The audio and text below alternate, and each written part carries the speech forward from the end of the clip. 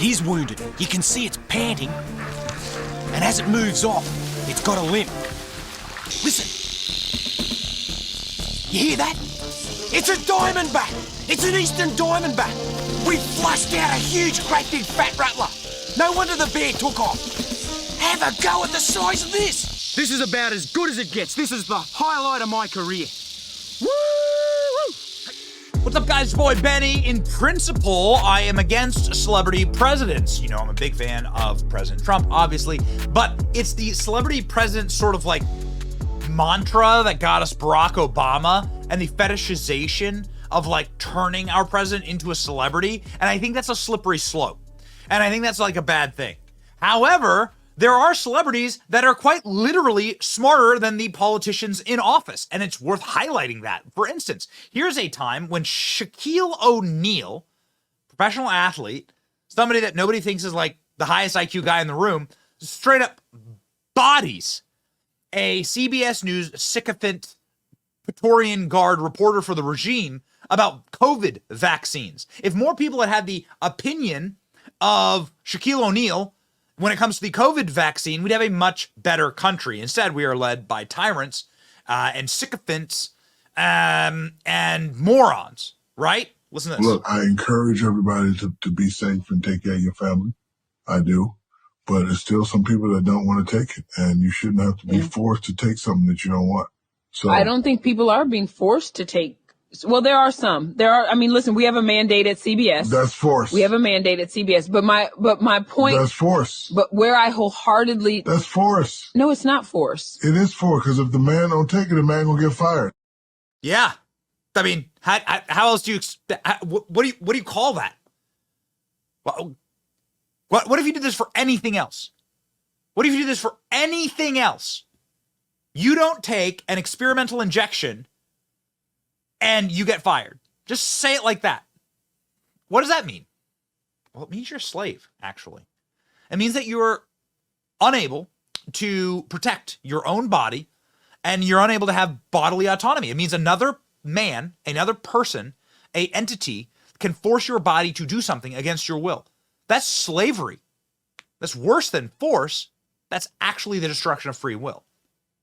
Of course, that doesn't fly in this country and shouldn't fly in any moral country.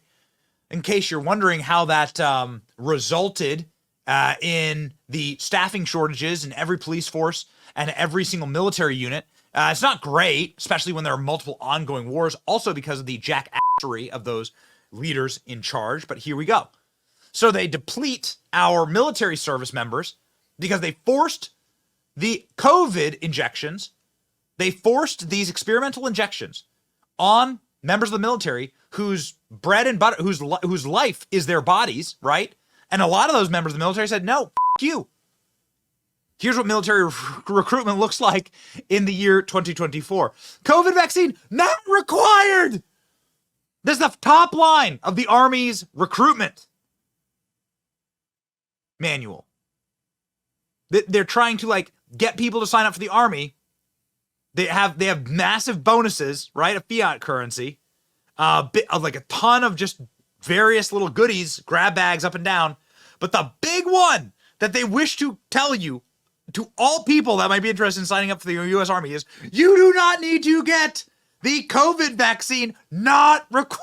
In case you're wondering if there is a backlash here, ladies and gentlemen, it's happening around the world.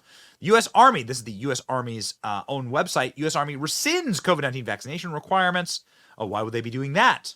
They're also sending out letters to all of their service members who were fired because they refused to get the experimental injections, saying, we sincerely hope that you return to the military. Oh, yeah. U.S. Army is having a hard time recruiting. Now it's asking soldiers dismissed for refusing the COVID vaccine to come back. Please. We beg you. No apologies for their indefensible, unnecessary, insufferable mandates because these people are absolutely evil. Check this out. Only 43 of the 8,000 discharged from the U.S. military for refusing the COVID vaccine have rejoined. Good for you. A lot of athletes thought like this too. Like these athletes, like they make money because of the health of their own bodies, literally because they are able to choose what is best for their own bodies, for themselves, right? And they made a choice, which is, of course, the prerequisite to being a free human being and not a slave. If somebody can make a choice for the health of your body, like for what's going to go into your body or out of or be extracted from your body, then you're a slave. It's really as basic as that. So it's wonderful to see people coming to their senses. Here's the breaking news on this topic, ladies and gentlemen. Of course, the COVID vaccination requirements were reversed about a year ago in our military. Now, Supreme Courts around the world are ruling that these mandates are unlawful. They lied. Vaccine mandates for Queensland police and ambulance ruled unlawful. This is in Australia. COVID vaccine mandates for Queensland police and ambulance workers were unlawful. The state Supreme Court has found in a bombshell decision. COVID vaccine mandates for Queensland, which is a very large province in Australia, and ambulance workers were unlawful. The state Supreme Court has found bombshell ruling tipped to spark a wave of similar challenges. Judge Glenn Martin on Tuesday ruled that the Queensland Police Commissioner decision to order the mandatory vaccinations were unlawful under the Human Rights Act, and that Queensland Health Director vaccination requirement for police was of no effect. The landmark decision resolved 3 separate lawsuits brought by 74 police officers, civilian staff and paramedics against the Queensland Police Service for the mandates. The police commissioner and director general have been prevented from taking any further steps to enforce the orders and from taking disciplinary actions against the applicant. Good. I've held that the commissioner, in making the decision subject to the failed to give proper consideration to human rights of those decisions. Good. Good. Look at this. Look at this. The face of fascism right there. Look at these mongoloids. The face of true fascism. There it is. You are looking at it right now. People are celebrating all across the down under. Here's the actual ruling there. Hopefully there will be many rulings like this in America. Various members of the politique are now, sort of like going out and doing the rounds, right? Spiking the football, as it were, or whatever they have in Australia, the rugby ball. Would you do that? Breaking, the Supreme Court has declared COVID vaccine mandates for police and paramedics are unlawful. Oh, yeah. Straight into my veins. Not the injections, but this. Great news, breaking news. The Queensland Supreme Court has just ruled that the vaccine mandates, the so-called injection mandates that held back the police or forced them to get injected, the police and the paramedics, are not legal and have no further effect. So more news is to come.